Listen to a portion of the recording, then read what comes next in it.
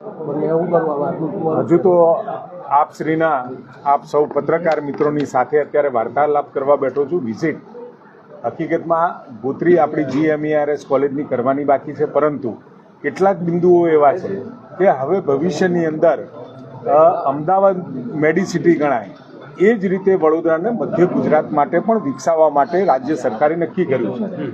અને એવા સમયે GMERS આપણી SSG હોસ્પિટલ દરેક જગ્યાએ પૂરતી સુવિધાઓ અને નવી સુવિધાઓ સ્પેશિયાલિટીની જે સગવડો હવે અમે ઊભી કરવા જઈ રહ્યા છીએ એના સંદર્ભમાં અત્યારે હયાત જે ઇન્ફ્રાસ્ટ્રક્ચર છે, ઇન્ફ્રાસ્ટ્રક્ચરની સાથે મેડિકલ કેર કેવી રીતે લેવાય છે, પેશન્ટ અને ડૉક્ટર અને બાકી કોઈ ઇન્ફ્રાસ્ટ્રક્ચર ફેસિલિટીઝ જે પ્રોવાઈડ કરવાની છે, અને સાથે દર્દીઓ અને સ્ટાફને પણ કોઈ પણ પ્રકારની તકલીફ ના પડે એ પ્રકારની આખી વ્યવસ્થા ઊભી થઈ જાય. CCTV, સિક્યુરિટીની વ્યવસ્થા, પેશન્ટને વેઇટિંગ પીરિયડ અથવા તો જે આ કેસ બારી ઉપર જતા હોય તો ખૂબ લાઈનો ના લાગે, આવા બધા વિષયો લઈ અને અહીંયા એક સામાન્ય રીતે જે રૂટીન વિઝિટ હોય છે, આમ તો રૂટીન વિઝિટ જ છે, પરંતુ જ્યારે રાજ્ય સરકારે આદરણીય ભૂપેન્દ્રભાઈ પટેલે નક્કી કર્યું છે કે 4 ઝોનમાં, રાજ્યના 4 ઝોનમાં, એમાં પણ સૌરાષ્ટ્રની અંદર મધ્ય ગુજરાત અને ઉત્તર ગુજરાત અને દક્ષિણ ગુજરાત દરેક જગ્યાએ સ્પેશિયાલિટી સગવડો મળી રહે અને આવતા વર્ષોના પ્લાનિંગ સાથે દરેક વિસ્તારની અંદર કમસે કમ એક વ્યવસ્થાઓ એવી હોય કે જેથી કરી અમદાવાદ મેડિસિટી ઉપર જે ધસારો, પેશન્ટનો ધસારો થાય છે ઓછો થાય અને એને લોકલી આ બધી સગવડ મળી રહે એ માટેની આજની HMPV વાયરસને લઈને શું રાજ્ય સરકારની તૈયારી છે? કારણ કે પહેલો કેસ ઇન્ડિયામાં આવી ચૂક્યો છે, ગુજરાતમાં ના આવે તેની માટે શું તૈયારી?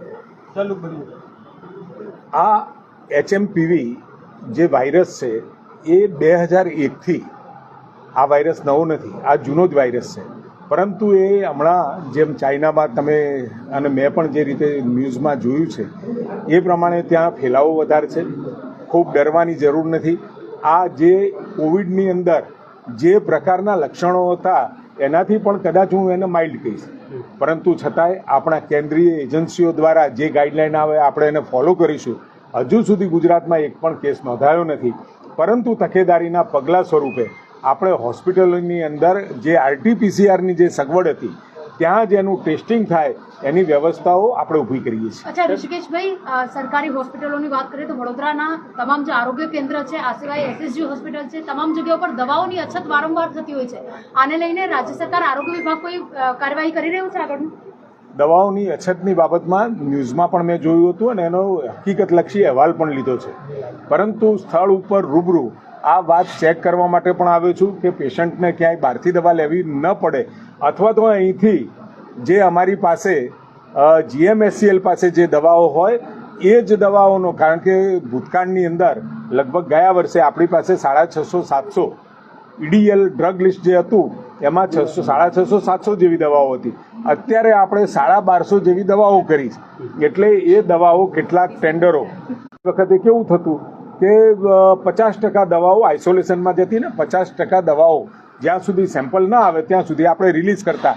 તો એ FDCA જે આપણી અહીંયા લેબ છે એનો પણ હું મુલાકાત લેવાનો છું અને એ ટેસ્ટિંગનો સમય કેવી રીતે ઘટી શકે, સમય ઘટાડવામાં આપણને મહદઅંશે સફળતા મળી છે અને હજુ પણ આવતા સમયમાં આ ટેસ્ટિંગ ફેસિલિટી પણ આપણે વધારી રહ્યા છીએ અને સાથે અત્યારે હયાત આપણા ઇન્ફ્રાસ્ટ્રક્ચરમાં પણ એ સમય ઘટાડવાની મહેનત આરોગ્ય વિભાગ દ્વારા ચાલુ. સુરતથી કુમાર ગાનાણીએ એક પત્ર લખ્યો છે, આયુષ્યમાન કાર્ડમાં તાત્કાલિકમાં સારવાર મળવી થોડું મુશ્કેલ થઈ રહ્યું, લેટ થઈ રહ્યું, આના માટે શું વ્યવસ્થા છે? આયુષ્યમાન કાર્ડ કઢાવવા માટે કોઈ ડોક્યુમેન્ટ ખૂટતું હોય તો પૂરી ચકાસણી કરી, કોઈ ગેરલાયક વ્યક્તિ કાર્ડ ના કઢાવી જાય એની પણ ચિંતા કરીએ છીએ અને સાથે પ્લાન્ટ સર્જરીઓમાં પણ એની યોગ્યતા ચકાસી અને મંજૂરી આપવાની પ્રક્રિયા ચાલુ છે. સાહેબ, જે રીતના વિદ્યાર્થીઓના નાના બાળકોમાં મોબાઈલ એડિક્શન વધ્યું છે અને મોબાઈલ એડિક્શન દૂર કરવા માટે સરકારની શું વિચારણા છે, તો સરકાર શું આગળ પગલું ભરવા જઈ રહી છે? સામાજિક દૂષણ મોબાઈલ, નાના બાળકો પણ અત્યારે,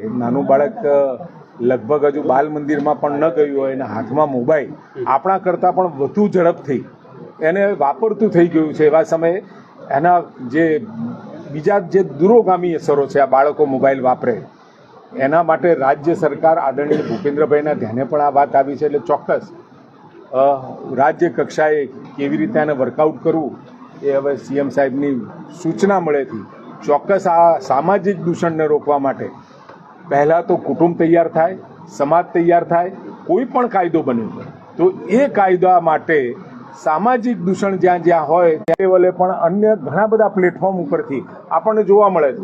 એટલે ચોક્કસ રજૂઆત મળેલી છે. નિર્માણના જે વાયરસ આવ્યો છે બેંગ્લોરમાં એક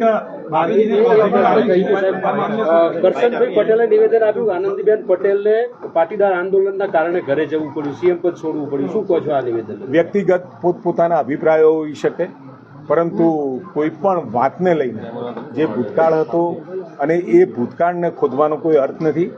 અને કરશનભાઈએ એમનું અંગત મંતવ્ય હોઈ શકે, પરંતુ એ પ્રકારે મને નથી લાગતું કે એવો કોઈ વિષય હોય. અચ્છા ઋષિકેશભાઈ, એની અંદર એ પણ ચર્ચા આવી રહ્યું છે કે જ્યારે અનામત આંદોલન શરૂ કર્યું તે વખતે સૌથી પહેલી શરૂઆત આપની ઓફિસ પર પણ તોડફોડ થઈ હતી અને આ તમામ બાબતને લઈને પણ અનેક ચર્ચાઓ થઈ રહી છે.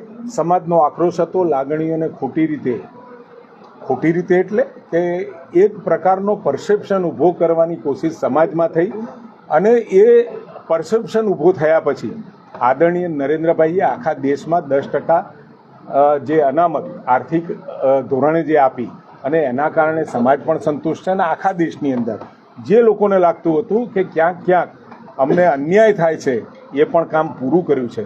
પરંતુ આ જે આખું આંદોલન હતું એ આંદોલન ક્યાંક લાગણીઓ અને જે એક પરસેપ્શન ઊભો કર્યો એના કારણે થયું. કેટલાક નેતાઓએ રાજકીય લાભ લીધો સાહેબ? રાજકીય લાભ કેટલાક નેતાઓએ અત્યારે હું માનું છું ત્યાં સુધી આ આપણી પુત્રીની, વડોદરાની અને મેડિકલ ફેસિલિટી માટેની વાત છે.